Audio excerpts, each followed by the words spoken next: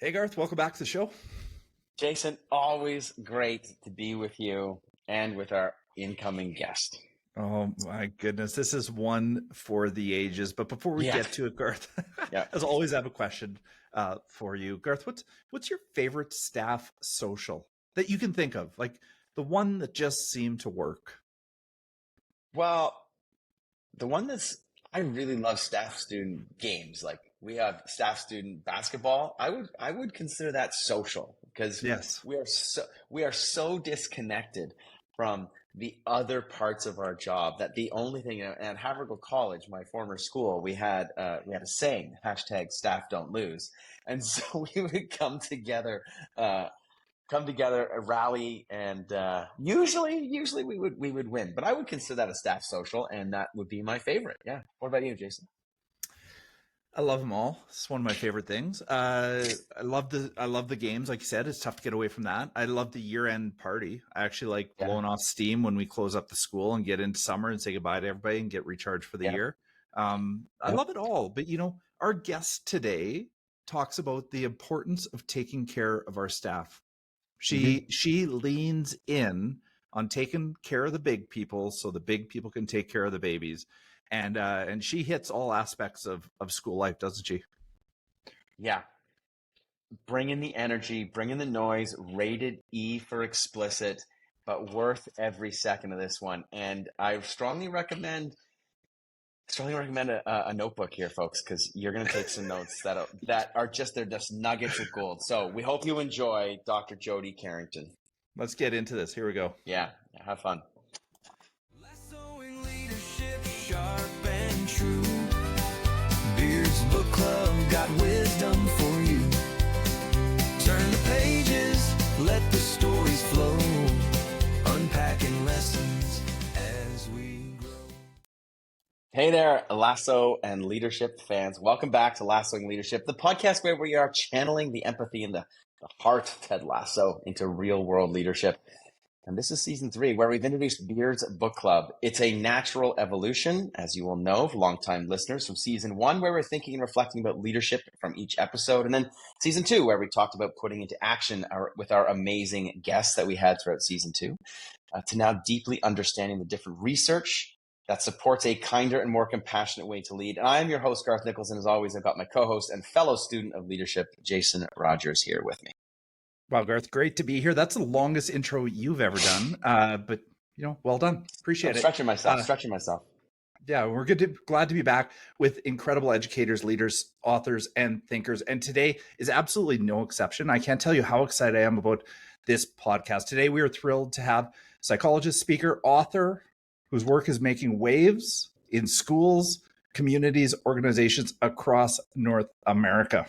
Indeed, Jason, we are welcoming Dr. Jody Carrington. She is with us today to discuss her most recent book, Feeling Seen, Reconnected in a Disconnected World, along with the previous bestsellers, Kids These Days and Teachers These Days. It's going to be awesome.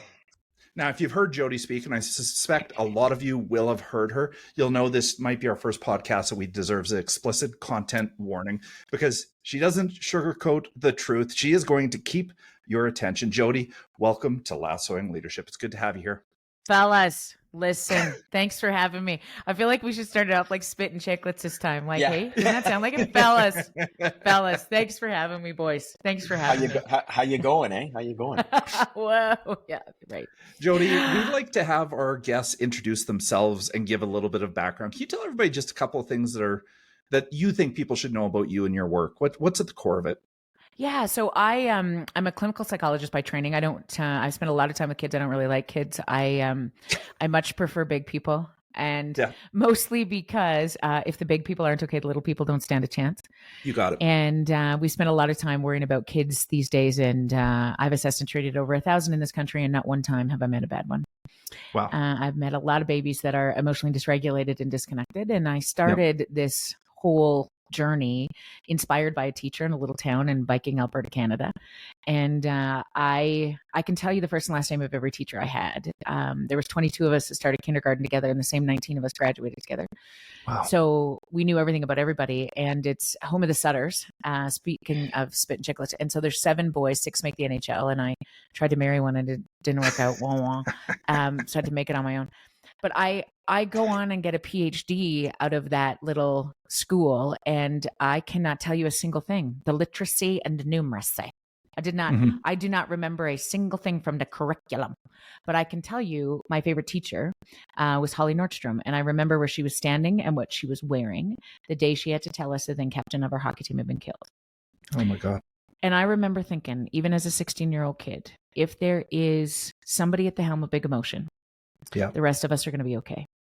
And right now, Jay, as you know this, educators spend more waking hours with our children than their primary caregivers do in the run of a school week.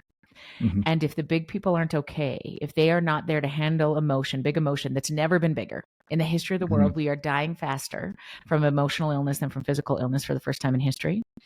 The role of an educator has never become so holy. And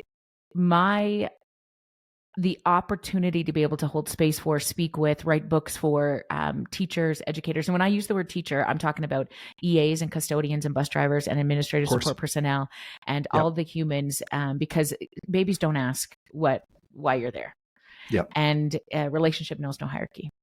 And when we're talking about leadership, I think everybody in a school team right now has the capacity to lead well.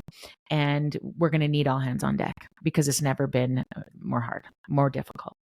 Jody, that is truth from the opening word to the closing word. There's nothing that I can contest there. I mean, you talk about everybody being in the school, everybody leading, everybody teaching, and kids needing every person to be there, and not being, there's no time in history where it's been so hard. And so let's jump right in. You talk about feeling seen, and I want to dig in on that, Jody, and get your perspective.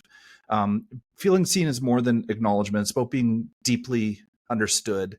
Can you unpack what feeling seen really looks like, especially in school communities and in the leadership space? How do we do this? Great question. I think that, there's 2 rules to the human race. And I think we really need to understand that, number one, whoever created us, regardless of age, race, religion, socioeconomic status, or gender identity, we're way more alike than we are different. Okay. So we all start in exactly the same place in this human race, and we all end in exactly the same place. DNA is race is a social construct. On this globe right now, we are all 99.98% the same.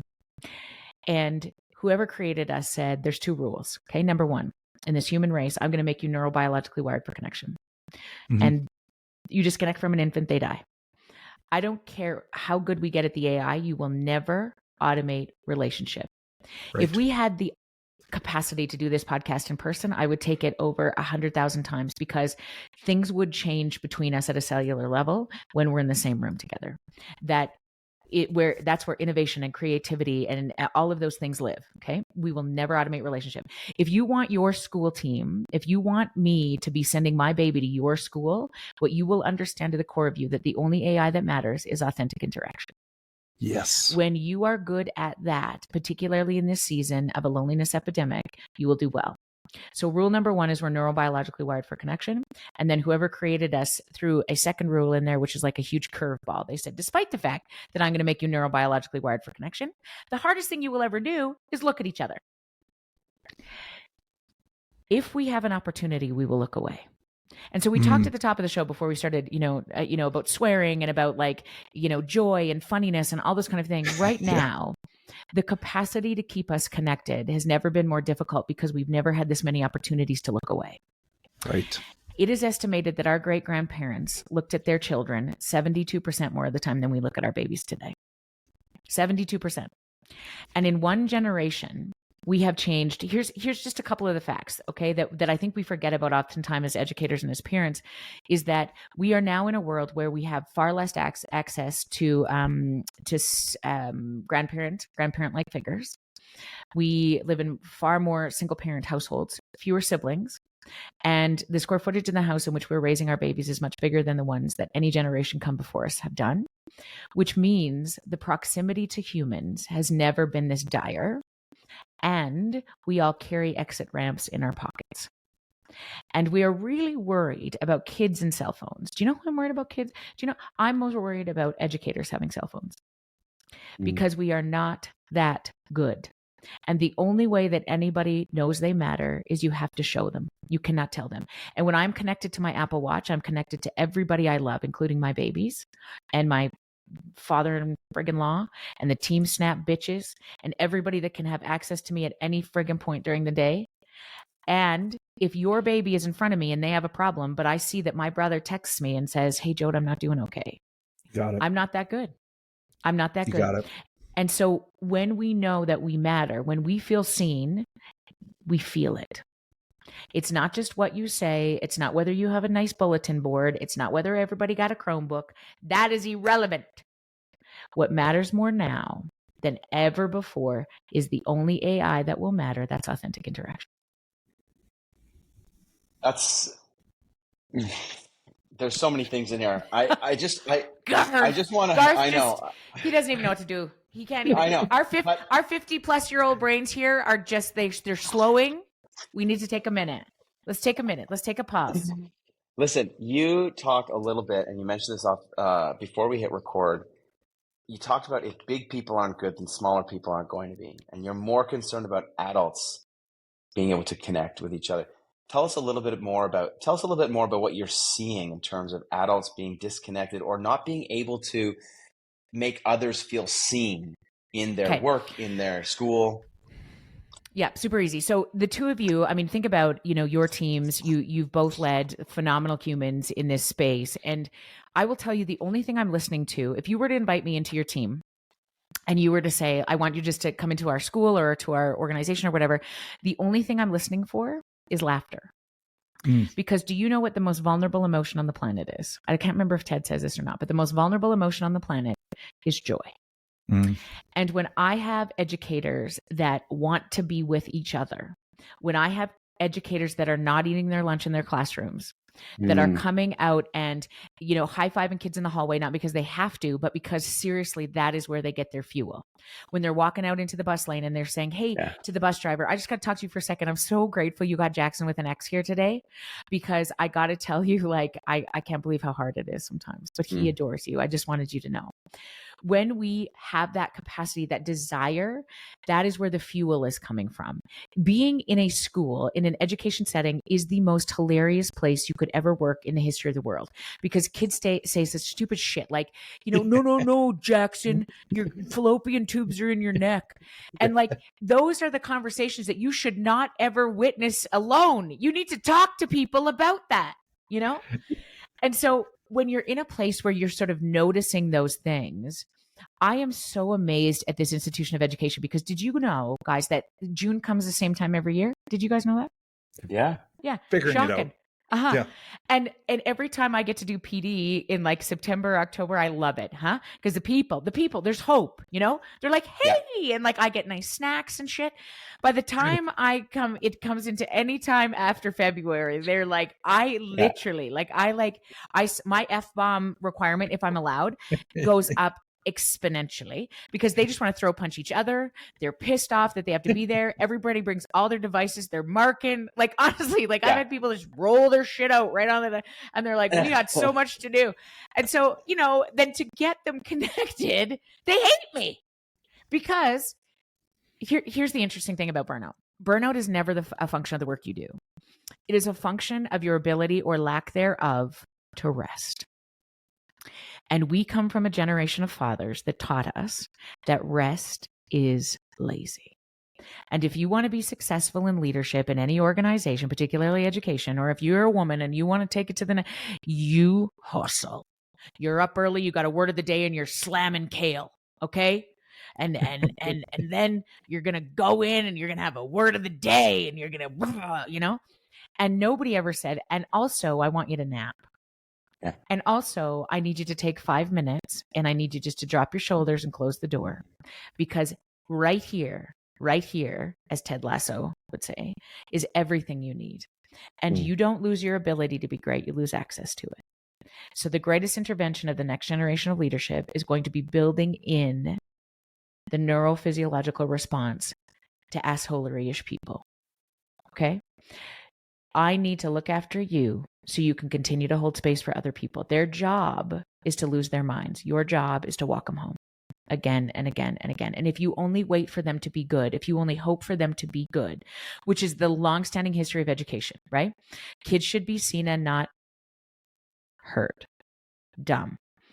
Also, if you want everybody to be happy, I ask this as parents all the time, what's your biggest hope for your child? I just want them to be happy. Well, that's dumb because nobody's happy all the time.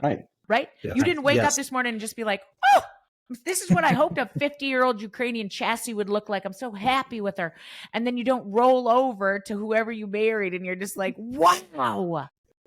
Aaron and I have been together for 18 years and I did not roll over this morning as he has allergies and he's shooting things I was like, oh my God, I am not happy. Okay.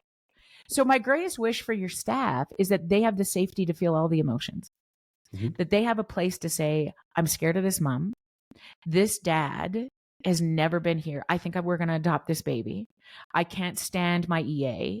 This bus driver I think is hurting kids. I want there to be that safety. And the issue for leadership is then I have never needed to shore up my leadership team more, which is you're not good enough to solve it. I want you to be very good at acknowledging it. And here's the 3 words that allow you to hold space for somebody. Okay. These are the holiest words on the planet that save my ass every time. Ready? Yeah. Tell me more. And I typically have to say, tell me more as a leader when I don't want to know more. Usually I've already got the problem solved. Usually I want them to quit whining. I don't give a shit that they don't want to do another supervision. Womp, womp, womp. I want to tell them, here's what I need you to do. Okay, you're in Canada. You're fine. But I say, tell me more. And genuinely, when I feel like that, because there's a group of people here just trying to do the best what they can with what they got. And, they're giving their own time and money and energy. They're losing sleep over other people's children. I mean, I adore this institution of education and who it attracts, which is why I commit. I spend many times away from my own babies, hanging on to teachers, because I just think if they knew how much they mattered, they would stay in this game, and this profession wouldn't start crushing their souls as it has done to so many people. And here's the issue for me is it's only going to get harder. I spoke at the United Nations this year, ahead of the General Assembly, and I said to them, here's what we need to know. You need to forget about the people we're serving. Kids are irrelevant right now. And I mean, you can imagine how easy that's going to be for me to get canceled, but kids don't matter. Anybody who needs services don't matter. What matters is the big people. And so if I had all the money in the world, I would invest in teachers, parents, and police officers, those who hold the most dysregulated among us. And I would go all in. And I would make sure they mattered, and I would regulate the ever-loving heck out of them, and I would watch them walk everybody home. Again and again and again, because we're not going to get enough Chromebooks to get kids to calm down. I don't care how many whiteboards you have stuff flying out of them. It does not matter what your bulletin board, when I go to any institution of education, Jason, I say to them these days, and this is globally now, what do you have in place for your kids? And they're like, oh, okay. Well, everybody got a Chromebook. We got zones of regulation. We got Vitra, Citra, Litra, Kitra, Mitra, Tritra, and some other kind of fucking deal. Okay. And I'm like, I don't even know what those acronyms mean. And then leader and me. And then I say, okay, so what do you have in place for your educators? Well, we do a potluck, and then we have Jean's Day on Friday. Yeah. Holy smokes. Nothing says you matter like bring your own food. You know what I mean? Yeah. And so what matters is, are we resourcing enough so that there is a sense that this is holy work? And there's many models in Europe that are getting better at this. The Finnish school system is beautiful. We don't need to recreate the wheel in any way, but we are so focused on curriculum, which is irrelevant if I have a group of people that just feel unseen in order to try to deliver it. And so, my greatest intervention as a mom is to always to love on the teachers early, to the educators. I'm sending wine early and stuff. Who cares at the end? I'm not giving you anything, right? You're done. I'm front loading you, so you're gonna love on my baby early. You know what I mean? That's Jody, tip of the day. I feel seen in all of these things that you've said. Like it's you are clearly taking in all of this stuff. I mean, it's pretty incredible. And Jason, I know you got a question, but I just want to call back because we had a guy on our podcast in season 2 named Pete Bombacci. He works here in Ontario mostly, but he's across Canada working and sometimes in the United States. But he runs a program called GenWell.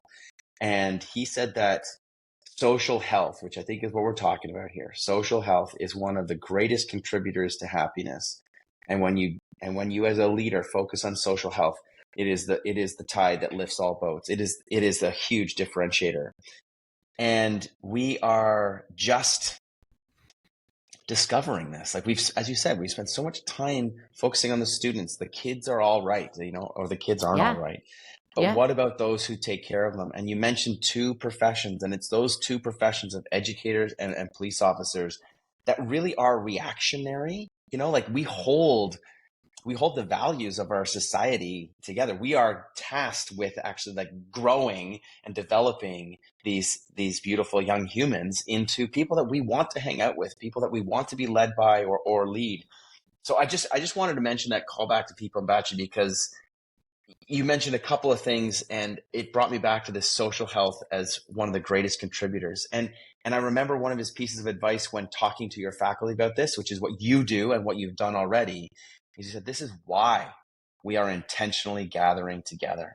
These are the outcomes because we need to be wired for it. So anyway, Jason, go ahead. I just want to say that and thank you. That was excellent, Jody. Yeah, I'm going to get to my question, but Jody, in 1998, I was teaching at inner city school in Saskatoon, and there's a woman doing her PhD research there. Her name was Willow Brown, time now Dr. Willow Brown, and she studied for a full year in our school. And I asked her at the end of the year what she found out, and she said, "I found out you've got the highest burnout rate I've seen anywhere." And I said, "What else have you found out, Willow?" She goes, "The other thing is something I did not hear." And I go, "What didn't you hear?" She goes, "I didn't hear a single person laugh in this school all year." She goes, "Not one bit of laughter." And there you go. And you just drop the mic on that and call out to Willow Brown, the work she did in 1998. It's so memorable and it's always stuck with me. Now, Jody, if you were talking to a middle-level leader, so assistant principal-ish, and they say, "I'm in. I'm sold. You just sold me on social wellness. But I don't know how to do it, Jody. Like, where do I start? It's day one. What are you going to tell me? What kind of a coaching advice are you going to give me to get off on the right foot next year?" Nobody matters but you. And here's the issue. This is different than self-care because you can drink all the kale and do all the yoga. It's a bunch of bullshit if you're doing it in a dysregulated body. Okay. Yeah. So what I think the greatest intervention of this generation will be is to really understand what happens when we are regulated. So we understand this with kids. I talk about this all the time in kids these days around the lid flip, that the job of little people is to actually lose their mind. The job of big people is to walk them back home again and again and again. Okay. Right. You can't walk anybody home if your own lid is flipped. So how I get back to the best parts of you is just do this with me right now. Drop your shoulders. Drop your tongue from the roof of your mouth. So the most How did you know it was on the roof of my mouth? Right? Because you're responsible for so many other babies. And, this is for the last, probably I would say decade at least, the two of you have been in positions where you are so responsible for so many people's most precious commodity. And you don't take that lightly. And you're raising your own families, and you're responsible for your own parents, and you're navigating mental health, and you're like all of those things are happening in your body. And so the most primitive response to stress is we slam our tongues to the roof of our mouth. Okay. So we lock our jaw in case we're going to get hit. Okay. So this happened in the olden days. If the bad guys are coming, we're like, ready for it. Now what locks our jaw or slams our tongue up there is an email notification. Is if you're fancy like me, I got an Apple Watch. Okay. So everybody I love is right here. As we're doing this talk, I always have to disable my notifications, and usually I don't even wear it anymore because it drives me nuts, because the Team Snap bitches are right here, right? As I told you, everybody that I know is right here. Okay. Yeah. So when they're buzzing me, if my brother, we just buried our dad, and if he says to me, it crushed my soul. But if he says to me, Jode, I need you to call me right now, my ability to stay connected to you, my attention gets fragmented. as does my ability to be innovative and creative and really answer this question the best way we know how. And so when we're in that place, it becomes really difficult to stay connected and focused and all of those things. And so we lose best access to the best parts of us, not our greatness. We just lose access to it. And that's really the definition of burnout in so many ways, right? We haven't lost our ability to be great, but when we are constantly insulted by the data that we just never, I mean, I say this about my dad all the time. When he came home, can you believe this? Your fathers as well, your parents, when they came home, nobody could get them. Yeah. Right. Can you imagine that? Right. No. They left their work and nobody could get them. We don't have a concept of that. And so days of rest too, one generation ago, depending on your, spiritual affiliation, you had Saturdays and or Sundays. Now we have our kids in spring hockey, summer hockey, purple hockey, basket weaving, lacrosse. This is my day of rest on a Sunday. Okay. I'm in a lacrosse field and I am screaming at some 13-year-old ref. Okay. And like, I wrote a book about this shit. Like Kids These Days is so good. Like every time I read it, I think, son of a bitch, this is good. If you watch me with my own personal children, you wouldn't buy the book. Right? It's not that we don't know, Garth. It's not that we don't know how to do this or to parent or to be great, but we've never had this much noise.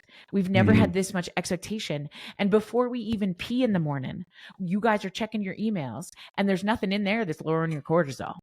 There's already 3 teachers that aren't coming in, 2 parent complaints. Somebody doesn't want to do supervision because they got gout. And you're like, are you kidding me? Are you kidding me right now? You understand? Totally. And Jody, you may have already answered this, but I want to, you mentioned Kids These Days. You also wrote Teachers These Days and Now Feeling Seen. Take a large step back for us at the trends your research is capturing, your experiences, what it's capturing. What are you noticing about the state of our schools and how are the struggles of education affecting our kids? Like draw on those other 2 books because they are excellent. Yeah, thanks so much. What I think is most fascinating to me is I always open talks these days, getting people to tell me about kids these days. What do you notice about kids these days? And they'll say, generally speaking, and these are good humans, right? Like they're distracted, they're overwhelmed, they're always on devices, they don't know how to listen, they don't know how to be bored, they don't know how to take initiative, they're lazy, they're overwhelmed, all these things. And I'm like, holy Christ, like there's no hope for the children. And then I say, tell me what you notice about parents these days. Has there been a shift in your world when you've been doing this for 20 years or whatever? Have you noticed a shift in parents these days? And people would say to me, yeah, like they're overwhelmed and they're overscheduled and they're always on their phone and they feel like they can't breathe and there's too much on their plate. Well, shocking. If the big people aren't okay, the little people don't stand a chance. So again, back to this point, our greatest intervention right now has nothing to do with the babies. It's shoring up our staff, each other, staying connected, which means it starts with us. So when we're regulated, when you asked, we really didn't even close that last question, Jay, where it's like, what does a middle school leader do right now? They really understand that it's their neurophysiology that matters to me. When I come into my office in the morning, what do I need in place for me to remember that my shoulders have to be down? Where's my snacks? And who am I most connected to on my team? Who is the healthiest on my team? That's what I would be doing over this summer, is really taking a bit of a take on, and healthy for me means emotionally regulated. Who has the greatest capacity not to lose their mind? Because one of the greatest predictors of the most successful leaders is that they have the capacity for emotional regulation. How not to lose your friggin' mind. So it's not that you can't take charge. It doesn't mean, it's like when somebody's got a gun, somebody's puking in the foyer, 3 parents are in a fist fight. This is the kind of leader that is like, whoo, it's a good day for a Tuesday. Okay, here's what we're going to do. And instead of somebody that's like, holy fuck, let's do a Vitra, So those are the difference, right? So what I want you to think about as a middle school leader is just to really do a bit of an assessment when you step back in and think about, okay, so who's my most regulated, healthy staff? And this can be your custodian. This could be your EA. And then I'm going to start to create a movement. I'm going to start to pull them in. I'm not going to start with the hardest ones because that's usually what we think as leaders. We got to get this guy that's crotchety, the gym teacher that's been there for 47 years and his arms are crossed and he's refusing to go to staff meetings because there's no snacks. So whatever. So I don't start there. I want you to start to create, you're building a movement around the ones who have the most amount of regulation, and you bring them in, who can see the dream. This is what Ted did. I mean, you take a look at his staff, right? And those two humans in the first season believed in him more than anybody on the planet. As quirky and as awkward and as whatever, his silly little like, let's believe. And they were like, we got it, right? And so who really actually believes that this could be the most phenomenal season in the history of your school? And when you notice that about people, you bring them closer. And then you sort of envelop the ones that don't. And sometimes they won't stay. But here's one of the truths. Misery does not love company. Misery loves miserable company. Yes. Truth. And when you are surrounded by miserable company, it gets sexier to stay in the misery than it does to be optimistic, right? And we tend to historically be trained as leaders to send in the only optimistic one left. And her name is usually Linda. And so we say, Linda, what I'd like you to do is go into the staff room and kind of like, Mary Poppins, the people. Okay. So Mary, poor Linda, she goes in there and she say, okay, everybody. Does anybody want to do a Harry Potter themed potluck on Wednesday? And people are like, fuck off, Linda. And then Linda goes to HR and you have a complaint. And then, you know what I mean? And then like, no, but she was the only positive one left. Anyway, I don't know if that's true and probably not in your schools, but we attempt to fix it by what we do with kids, right? Which is we want you to get back to where we need you to be. And the truth about this is that you need to acknowledge first. When you acknowledge somebody, they'll rise. When you hold space for how hard this is, when you remind them how much they matter, they'll come back.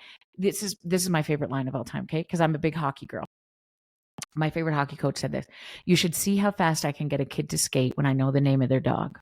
Love that. Yes. Love that. Isn't that something? Oh man, read that the opening of your last book, and I've said it about 100 times since. Yeah. And it's so good. Now, Jody, you've already hit on this topic, and I have a feeling I know your answer, but we ask every one of our guests about Ted Lasso. After all, that's what this whole podcast named after. Was this dude a good leader or not, in your perspective, from what you've seen of him? How do you feel about that style of leadership? I'm all in every day, all day, because the only thing that's going to matter is authentic interaction. That's the AI that we're up against. And if you can embody that, and I think that's why the show is so successful. I think that, that's why there's more seasons, is because it is unique. It is becoming more and more unique to do the things that many of us were raised on a handshake, a look in the eye, bringing homemade muffins in for your staff. All of that stuff is going to matter more than anything. And he's got it. You said something earlier, which I think he did really, really well, which was you said you don't lose your ability to be great. You lose your access to it. And I think what Ted did was allow Roy, Jamie, allowed them to access it again. So I really appreciate that. And his players. Like, think about how off the wall so many of the, his drug addicted baby in that first season was. He saw the potential. Right? Yeah. He'd lost access to it. So he was going to walk with him as much as he could. And it doesn't also mean he didn't take charge. He was firing people and letting people go and doing all those things in that season. But he truly believed that he saw the good in people before they even could. Yeah. You have rocked our world. You've talked about your 3 books. Jody, where else can people find you, hear you, learn from you, etc.? I would love your community to be a part of ours. I am drjodycarrington.com. I do lots of keynotes around the globe. And my favorite thing is to come into a school. So whatever you need, I got you. Beautiful.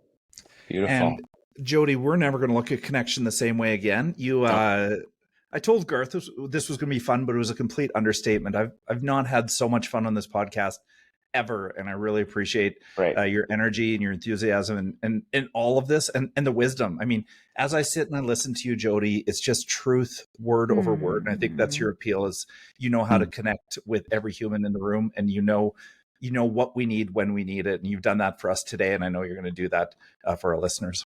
Hey, before you go, Jody, before you go, you do swear. Can you tell us a little bit about why you swear? So okay. So this has been the greatest pushback of my career. Here's the interesting thing. When you have a message that is really powerful, you have to do your best these days to be able to get people to stay regulated and connected to you. And I am generally, as educators these days are, up against so many things, mostly your phone, which has everybody you love in your pocket, and your watch, and the distractibility of anything, right? Block blast is so much easier than talking to me. And so the idea is there are certain words in our language that pull people's prefrontal cortex back on. And it maybe doesn't necessarily always garner respect, but it garners an attention. And that's what I need if I'm going to be able to give you a message that I think is not only going to change your life, but could save it. So I do it very intentionally. Amazing. Am I able to not swear? Yes. People ask me that all the time. Can you not swear? Yeah. It's a choice, bitch. All right. Okay, Jody, one last thing before we wrap up here. Can you send us off Lasso style, please? What was I supposed to say? Until next time, keep leading the Lasso way. And you're not the only one who need the, but do it for us, Jody. Until next time, keep leading in the Lasso way. Thanks a lot, Jody. Jody, thank you so much. Thank you so much. Thanks, Jason. Awesome. Thanks, listeners. You guys are amazing. Lassoing leadership, sharp and true. Beards Book Club. Jason, that was amazing. What just happened, Garth? I don't know, but like I've heard her because I have her audiobooks, right? But this was something different, a little bit different, which I absolutely loved. And before we hit record, you had made a funny joke. You had said, Garth always brings on these like very serious guests, and like and we generally have like good conversations. And it's there's laughter, there's joy, there's all these things, but not like this. Jason, I have to ask you, you ever swear in front of your faculty to grab their attention? You ever use swear words or cuss words strategically in your profession? I'd never thought about it strategically. Mostly it's my upbringing. And yes, I do. Guilty as charged. But, I after listening to Jody, I think I've got a new strategy in hand. What about you, Garth? Where's that land with you? I don't generally swear professionally, but I have used it once or twice.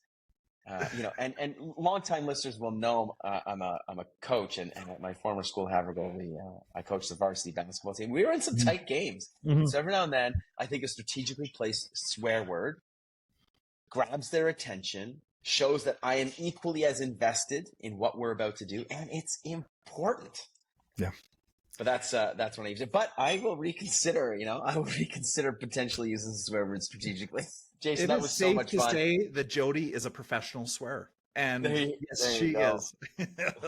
Thank you so much for bringing her on. That was a riot, and listeners, get her books on audio tape for sure. We hope you enjoyed the show.